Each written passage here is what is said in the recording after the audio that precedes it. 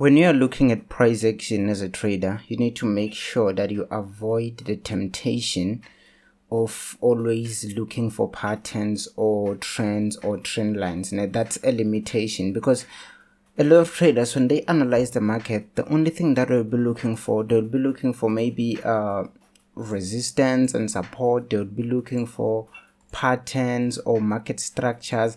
So their approach when it comes to analyzing is not based on logic, but it is based on lines, it is based on patterns, which is very, very wrong, because it is limiting. Because for you to understand where the price is going to go in its next move, it is important for you to know why has it been behaving the way it was doing. For an example, you can see that price reacted from this resistance area here.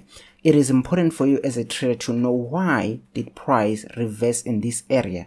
Not necessarily saying that, okay, when price touches that area, I'm selling. Yes, sometimes you will be lucky to make profit, but in most of the time, it will be very hard for you, because trading is all about reasoning and understanding how the players are interacting with each other. For an example here, you can see that price started going down here, creating our first resistance level all the way there.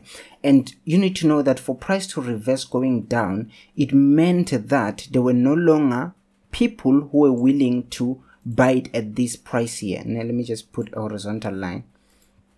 So if that price there 132, so no one was willing to continue to buy here at 132. That's why the price reversed and went down. So now what I'm doing, I'm trying to give meaning to what is happening in the market, not necessarily calling it the resistance, but I'm just giving meaning that, okay, here no one was willing to buy this asset at this point, meaning the value of that asset has to go down, because there are no longer buyers in the market. And when there are no longer buyers in the market, what will the sellers do? They will drop the price. That's why now we see the market going down. And as the market goes down, what's going to happen? People will begin to be interested again. Why? Because the only price that they don't want, it is this price here.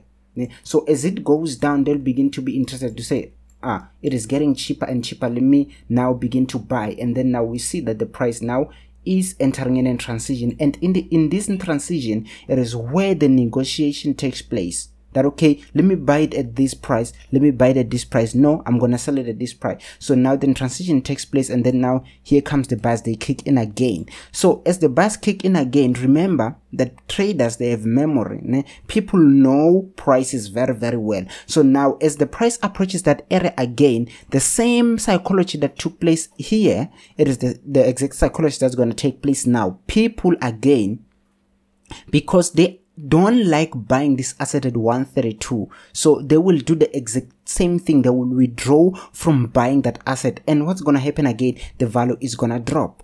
So meaning the strength of the asset is gonna go down. So now you are interpreting this not as mere resistance, but you are interpreting this according to supply and demand, that people are not interested in this asset at this level. And you need to know that even when you see patterns, for an example, this pattern here, you have to understand what is going on inside this pattern. As you've heard, I called it a transition, where the buyers and the sellers, they are now negotiating that, okay, let me buy it here. No, the seller saying, no, I'm willing to sell it at this price.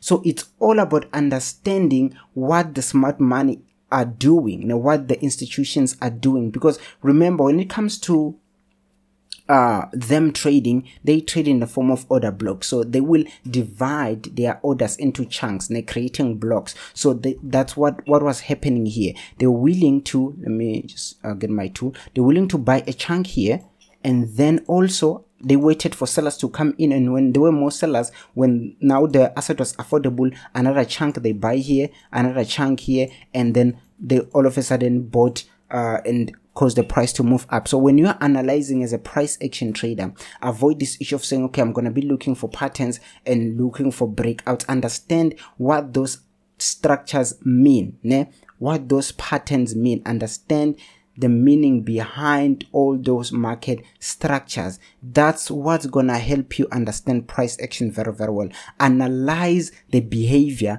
not lines, not regions, not zones, but the behavior of the players in the market. Then in that way, you will understand, and it will be very, very simple for you to predict the future, because now you are in the mind of the players. You are not necessarily using lines as if it's geometry, but you are in the mind. You are trading the psychology, the behavior of the players. I'm just going to keep it short and leave it here. Thank you guys for watching.